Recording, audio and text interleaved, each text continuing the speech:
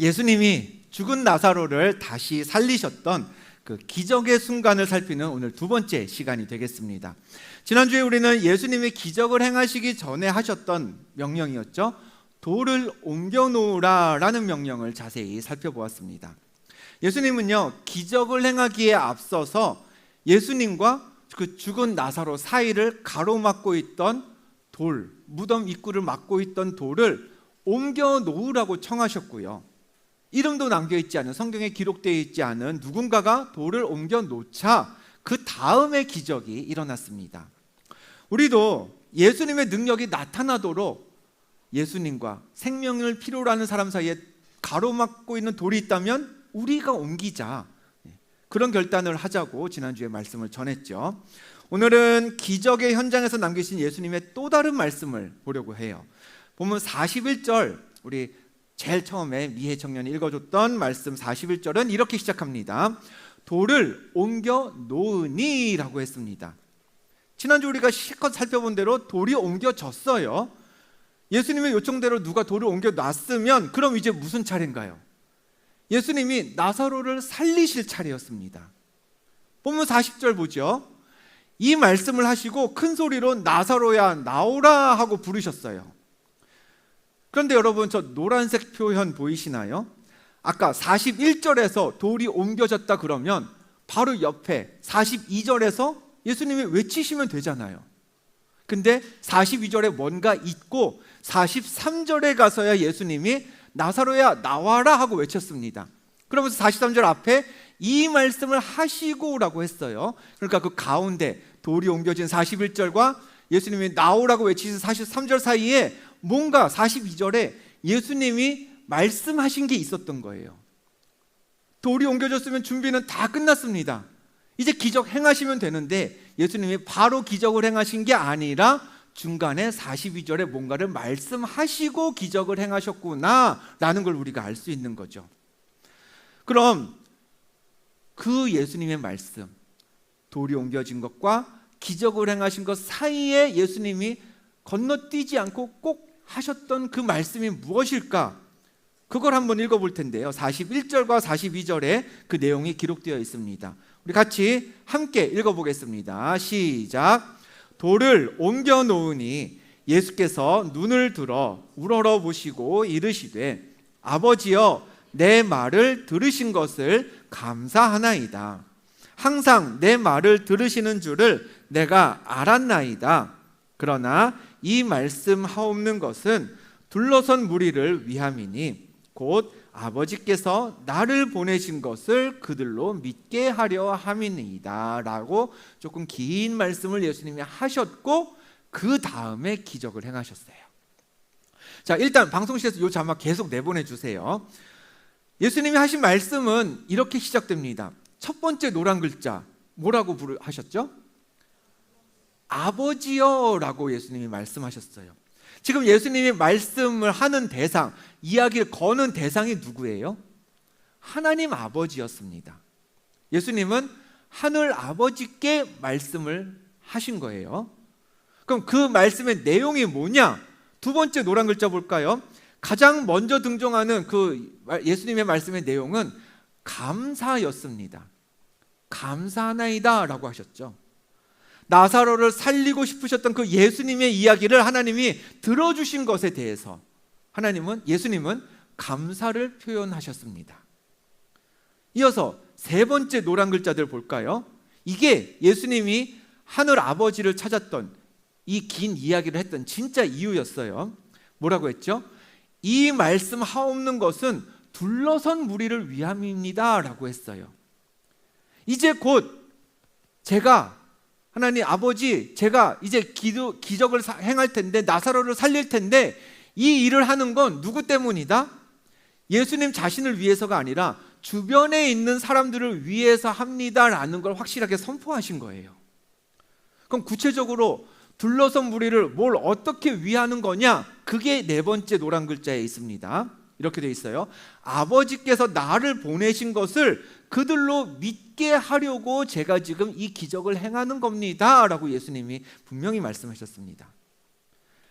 이 주변에 있는 많은 사람들, 죽은 나사로를 슬퍼하면서 또 예수님이 왔는데 뭘 하려나 구경 삼아 와 있는 그 많은 사람들이 예수님이 하나님께서 보내신 하나님의 아들임을 믿고 구원받게 하려고, 하나님의 자녀가 되게 하려고 지금부터 제가 이 일을 하겠습니다 라고 예수님이 이제부터 일어날 일의 모든 목적과 방법을 다 하나님께 아뢰었던 겁니다.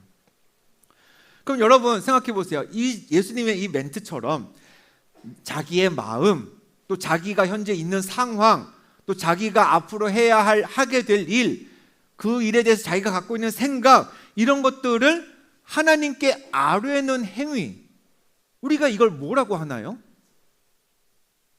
하나님께 내 기분, 내 상황, 내 느낌, 내 계획, 이런 거 아뢰는 걸 뭐라고 해요? 따라해 볼까요? 기도.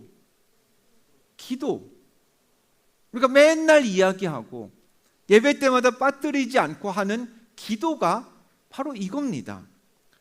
기도의 대상 누구죠? 하나님이세요. 하나님께 드리는 말입니다. 가장 먼저 기도하면서 우리 감사하죠. 하나님 평안케 해주셔서 감사합니다. 생명 주셔서 호흡하게 해주시니 감사합니다. 오늘도 기도할 수 있는 힘이라도 내게 주시니 감사합니다 라면서 기도를 시작해요. 그러면서 내가 처한 상황, 나의 계획, 내가 필요로 하는 것, 내가 앞으로 하고 싶은 것, 이런 것들을 하나님께 쭉 말씀드리는 게 곧 기도예요. 예수님은 우리에게 얘들아 기도는 이렇게 하는 거야 라는 걸 친절하고 아주 자세하게 샘플까지 주시면서 알려주셨던 분입니다. 우리는 그렇게 예수님이 알려주신 기도를 뭐라고 부르나요? 주기도문.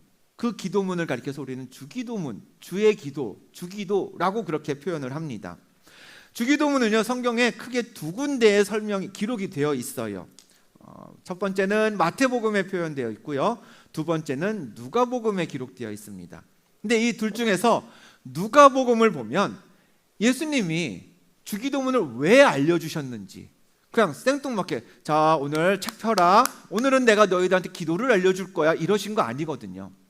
일상을 살아가다가 사람들을 막 만나고 제자들과 함께 사역을 하시다가 무슨 연유로 예수님이 주기도문을 가르쳐 주셨는지가 누가복음에 기록되어 있습니다.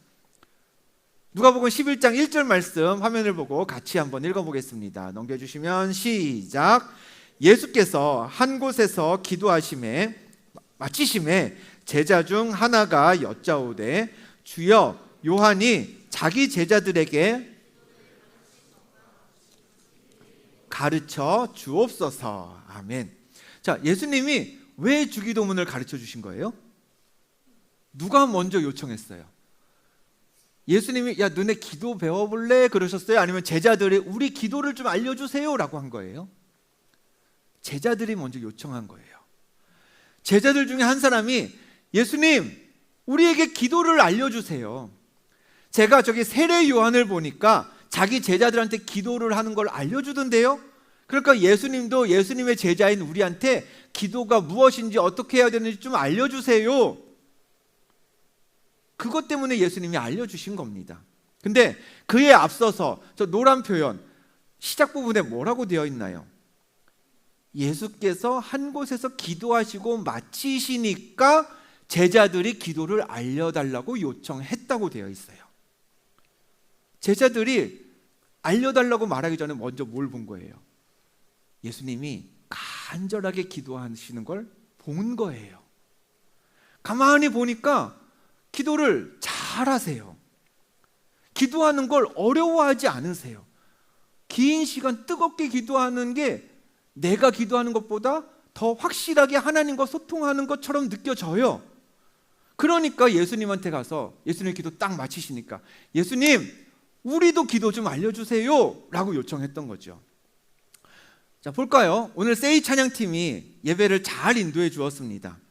우리 기타 치는 승준이가 기타를 참 잘 쳐요. 예배 끝나고 기타 메고 있는 우리 승준이한테 갑니다. 가가지고 야 승준아 너 기타 진짜 잘 친다. 너 기타 잘 치니까 나한테 드럼 좀 알려줄래? 하면은 이게 맥락이 맞는 대화예요? 맞다고 생각하시면 안 돼요. 네. 아닙니다. 오늘 윤진이가 솔로를 멋있게 해주셨습니다. 물론 은상이도. 네. 윤진이한테 가서 윤진아, 너 오늘 발성 정말 좋더라. 나 너한테 건반 좀 배우면 안 될까? 하면 바보죠. 건반 배우려면 누구한테 가요? 현서한테 가야 되는 거예요.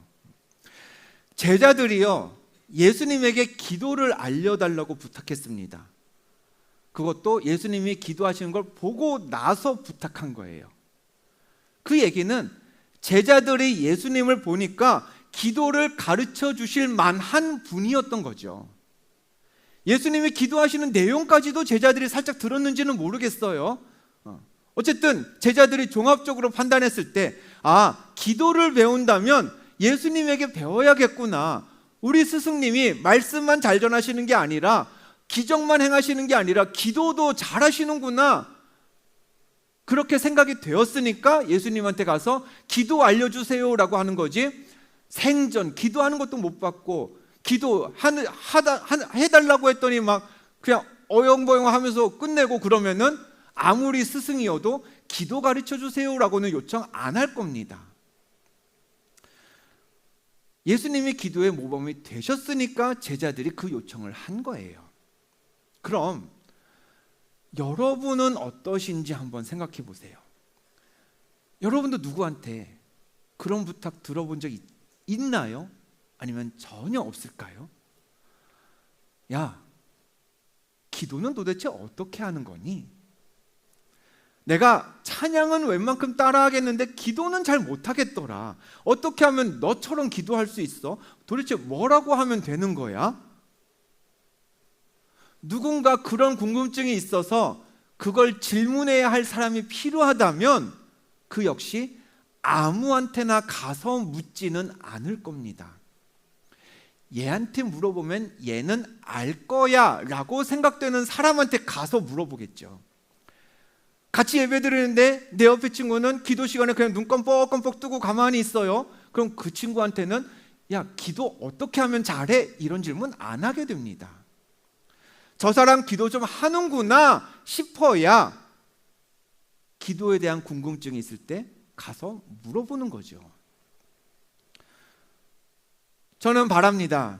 여기 계신 여러분 모두가 기도에 대해서 많은 상담을 받을 수 있는, 기도에 대해 알려줄 만한 사람으로 여겨지시기를 주님의 이름으로 축복합니다. 이 사람 저 사람이 다 여러분한테 가가지고 나도 좀 기도 잘하고 싶은데 나 좀 도와줄래? 기도 잘하려면 무엇부터 해야 되는 거야? 내가 기도할 수 있게, 그 기도도 잘 할 수 있게 날 위해서 좀 기도해 주지 않을래? 여러분이 이런 질문, 이런 부탁 많이 받을 수 있는, 그래서 기도에만큼은, 대해서만큼은 신뢰를 줄 수 있는 그런 예수님 같은 모범이 되는 기도자가 되시기를 축복해요. 조금 더 욕심을 내볼까요? 언젠가 여러분이 가정을 이루었을 때, 그 가정에서 하나님 주신 귀한 생명, 여러분의 자녀들을 낳아서 기를 때 여러분의 자녀가 여러분한테 이렇게 묻게 되기를 축복합니다. 엄마, 기도는 어떻게 하는 거야? 아빠, 어떻게 하면 기도 잘할 수 있어? 만약에 여러분이 여러분 가정에서 여러분 자녀에게 그 질문을 듣는다면 조금은 자부심을 느끼셔도 됩니다. 내가 가장 사적인 장소인 우리 집에서, 가장 솔직하고 가식 없는 관계인 우리 가족들에게 내가 지금 기도하는 사람으로, 기도에 대해 알려줄 만한 사람으로 인정받고 있구나. 나중에 여러분의 자녀가 그렇게 묻거든 여러분 그렇게 생각하셔도 돼요. 그렇게 자녀들에게 엄마 나 기도 좀 알려줘, 엄마 기도 도대체 어떻게 하면 그렇게 오래 할 수 있어? 그런 부탁, 그런 질문을 받아야지. 반대로 여러분의 자녀들이 이제 교회 주일학교 갔어요. HG에 갔는데 선생님이 이러겠죠. 자, 우리 한 주 동안 너 잘 기도해보자. 만약에 기도하다가 기도가 잘 모르겠다면 선생님한테 연락해도 되고 아니면 엄마 아빠한테도 물어봐. 그렇게 얘기했는데 여러분의 아이가 선생님 우리 엄마는 기도 안 해요. 우리 아빠 기도 못할걸요? 뭐 이러면 여러분 얼마나 안타까운 일이에요. 자녀에게도 눈물 흘리며 기도하는 모습을 보이는 그런 부모가 장차 여러분이 되시기를 바랍니다. 힘든 일 있을 때, 넘기 힘든 산이 앞에 놓여 있을 때, 그때 묵묵히 하나님을 가장 먼저 찾는 부모가 되는 게, 여러분, 그것만큼 확실한 신앙의 교육 없습니다. 그럼 여러분의 그 자녀도 커서 어른이 되어서 지금 여러분 같은 또래가 되었을 때 힘든 상황이 닥치겠죠? 그러면 이렇게 생각할 거예요. 아, 우리 부모님은 이럴 때 기도하셨었지, 눈물 흘리면서 교회 찾아가가지고 예배하면서 기도하셨지, 나도 지금 이 힘든 마음 기도하면서 해결받아야겠다.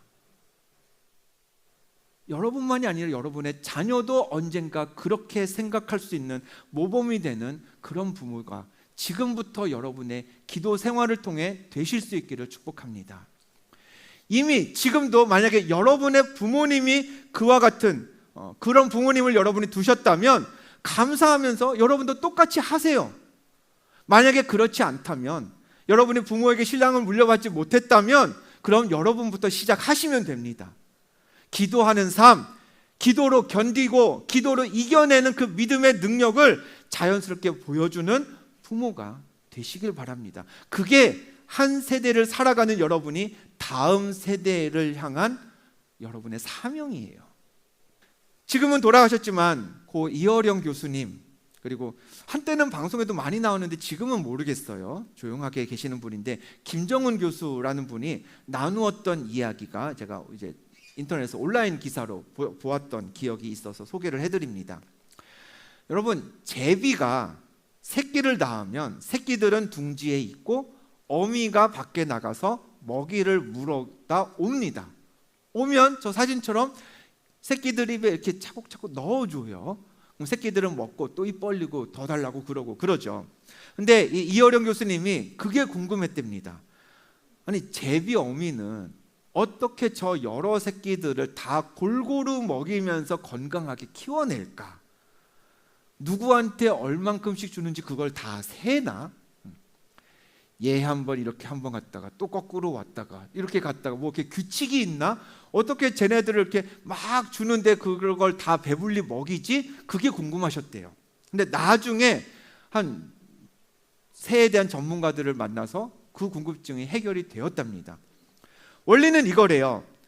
제비 어미는 가장 배고픈 새끼가 가장 크게 입을 벌리니까 그냥 개부터 준답니다. 입 크게 벌리는 애 먼저 주는 거예요. 입을 계속 크게 벌리면 개만 계속 주는 거예요. 그러다 배부르면 어떻게 해요? 입 벌린 게 좀 잠잠해지겠죠?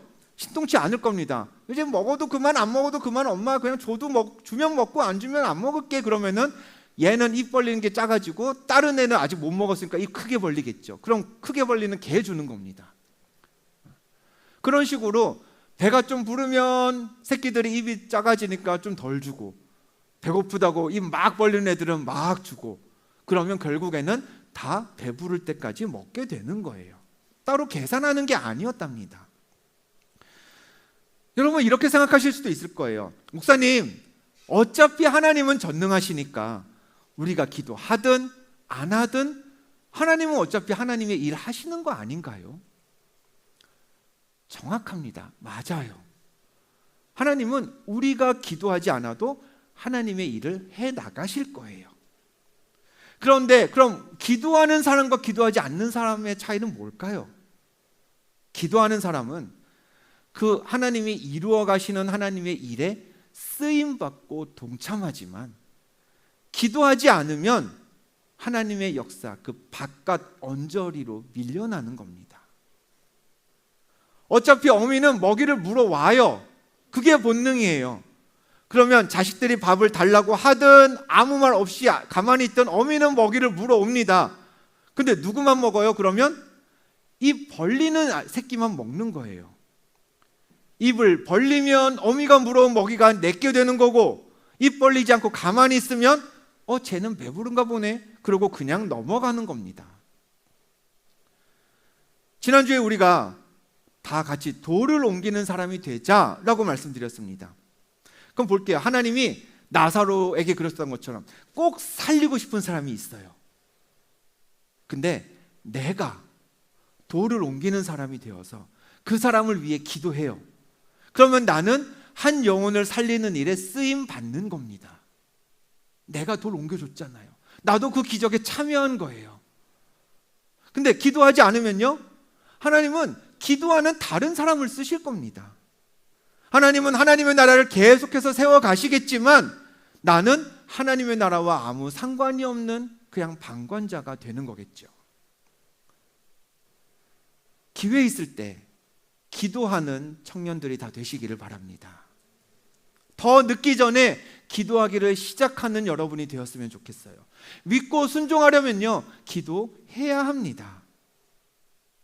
말씀드렸죠. 돌아오는 금요일에 철야기도회로 모인다고 광고 드렸습니다. 어떻게 밤을 새서 기도하나. 게임하면서도 이제는 나이 들어서 밤 못 새는데, 그러신 분들이 계신지 모르겠어요. 그런 고민을 덜어드리기 위해서 제가 일정표를 미리 보여드리겠습니다. 네. 자, 일정표 보니까 또 한숨이 나오시네요. 네. 10시 반에 시작해서요 5시까지 50분 동안의 기도회가 6차례가 있을 겁니다. 할만하겠죠? 아니에요. 아니요, 할만할 거예요. 와 보세요. 지난번에도 아마 해보셨던 분들은 공통적으로 느끼실 겁니다. 이 밤 새는 게 생각보다 한 200 정도의 에너지가 내가 쓸 것 같았으면은 한 7, 80 정도만 쓰면 시간 다 갑니다. 저도 사실 인도하면서 참여하면서 그랬거든요. 여러분, 일정표는 이렇게 가겠지만 다 풀로 참석하지 않으셔도 괜찮습니다. 토요일에 일정이 있다? 그러면 사실 금요일에 다 밤을 새는 건, 꼴딱 새는 건 위험해요. 힘든 일입니다. 그러면은 그냥 같이 시작하셨다가 치킨 먹고 중간에 귀가하셔도 괜찮습니다. 반대로 금요일에 이미 약속이 있으신가요? 그러면 친구 다 만나고 친구들 다 안전하게 돌려보내는 것까지 하시고 언제든 오세요. 2회차, 3회차, 4회차 언제든지 오세요. 환영입니다. 우린 밤새 있을 거니까 언제든지 들어오시면 됩니다. 여러분, 쉬는 시간도 많을 거예요. 작년에는 철야기도회 인도 누구누구가 했죠. 저도 하고 광희 목사님도 하시고 신효성 목사님도 하셨죠. 세 분이 돌아가면서 했는데 올해는 저 혼자 해보려고 합니다. 그러니까 하다가 이것 좀 힘들다 하면 뭐예요? 바로 쉬는 시간이 될 거예요. 예정이 없던 쉬는 시간이 더 많아질 수도 있습니다. 또 제가 23일 금요일에 심야기도 하고 25일에 어쩌다 보니까 설교를 4번을 하게 됐거든요. 저도 제 목을 관리하면서 할 수밖에 없는 상황이에요. 그러니까 여러분들 생각보다 쉬는 시간이 더 많아질 수도 있어요. 그러려니 해주세요. 자, 철야기도는 2층 HG실에서 진행합니다. 그리고 동시에 바로 옆에 있는 PG 예배실, 뜨뜻한 방바닥 있는 전기장판 깔려있는 PG실도 함께 개방할 겁니다. 이유는 너무 졸리면 잠깐 옆에 가서 눈 붙이고 다시 오시라고. 그러니까 여러분, 일정표는 이렇게 있지만 참여 계획은 여러분이 셀프로 그냥 세우시면 되세요. 나는 앞부분에 하고 좀 일찍 가야지, 나는 실컷 약속하고서는 뒤에 와야지, 괜찮습니다. 아니면 중간에 왔다 중간에 가셔도 괜찮아요. 아니면 하다가 피곤하면 쉬셨다가 다시 시작하셔도 괜찮습니다. 참여하는 시간 여러분 가능한 만큼 하세요. 힘 닿는 데까지 기도하면서 하나님이 일하실 때 방관자가 되지 말고 그 일에 참여하고 쓰임받는 하늘 백성이 되시기를 주님의 이름으로 축복합니다. 우리 회장단 리더들도 또 크게 준비할 건 없을 거예요. 여러분들도 다 그냥 기도 한번 제대로 해보자 라는 마음가짐으로 오시길 바랍니다. 다만 필요한 분들은 좀 있어요. 저와 함께 기도회를 진행해 주실 반주자분들은 있어야 됩니다. 피아노도 좋고 기타도 좋고 글쎄요, 베이스만 있어도 기도회 가능할까요? 옛날에는 막 북치면서 기도했다, 철야 기도했다는데 우리도 드럼만 치면서 기도하는 건 어떨지 한번 드럼 반주자가 지원해 주시면 그렇게도 해봐도 좋을 것 같습니다. 어쨌든 같이 그냥 악기로 도와주실 분들은 저한테 자원해 주시면 또 제가 또 이렇게 기도에 하나하나 넣어가면서 같이 악보 공유하면서 준비하도록 하겠습니다. 공부를 잘하는 가장 이상적인 방법은 뭘까요, 여러분? 매일매일 그날 배운 것들은 복습하면서 매일매일 조금씩 내 지식을 만들어가는 겁니다. 근데 여기 있는 우리가 다 초중고 다 졸업했으니까 하는 말이지만 여러분 살면서 매일매일 공부하는 고등학생 본 적 있으세요? 있다면 별로 친해지기를 권하진 않습니다. 예, 재미가 되게 없던가 엄청 규칙적으로 사는 사람이든가 그럴 거예요. 특정한 시험을 앞두고 있는 게 아닌 이상 사실 우리가 일상을 살면서 매일매일 공부를 하는 건 쉽지 않습니다. 그러면 대신 그 대안으로 가장 나은 건 뭐예요? 시험이 있으면 몰아서 하는 겁니다. 한 열흘 정도 앞두고 보름 정도 앞두고 플랜을 딱 짜가지고 밀린 공부를 쫙 해나가는 거죠. 기도도 마찬가지입니다. 가장 이상적인 그리스도인은 매일매일, 아니 틈만 나면 기도하는 사람일 겁니다. 그러나 분주한 일상을 살면서 어떻게 하면 5분이라도 더 잘까, 우리가 아침에 그거 고민하면서 그 5분이라는 시간조차 우리는 기도에 투입하는 게 쉽지 않습니다. 그러면 가장 괜찮은 대안은요, 할 수 있을 때 몰아서 하는 겁니다. 지난 수요일에 리더 기도 모임도 가졌었습니다. 참여해 주신 분들 감사드려요. 2026년 우리가 믿고 순종할 인생의 여러 영역들이 있지만 무엇보다 여러분에게 권하고 싶습니다. 우리 기도하는 자리를 외면하지 맙시다. 저를 한번 바라봐 주시겠어요? 우리 금요일에 만납시다. 만나자고요. 입 벌리지 않는 제비새끼는 어미한테 아무것도 받지 못합니다. 기도하다가 입 좀 벌려보다가 배가 좀 불러졌다, 그럼 가도 괜찮아요. 일정 있으면 끝내고 오셔도 괜찮고요. 다음날 일정 부담이 되면 딱 1시간이라도 하고 가세요. 돌은 옮겨졌고 이제 나사로만 부르면 되는 그때에 예수님은 그냥 나사로를 향해 기적을 행하시지 않으셨습니다. 아버지여 하면서 먼저 기도하셨습니다. 그 예수님을 기억하면서 기도함으로써 하나님 나라에 같이 참여하고 동참하는 귀한 삶의 주인공이 다 되시기를 주님의 이름으로 축복합니다.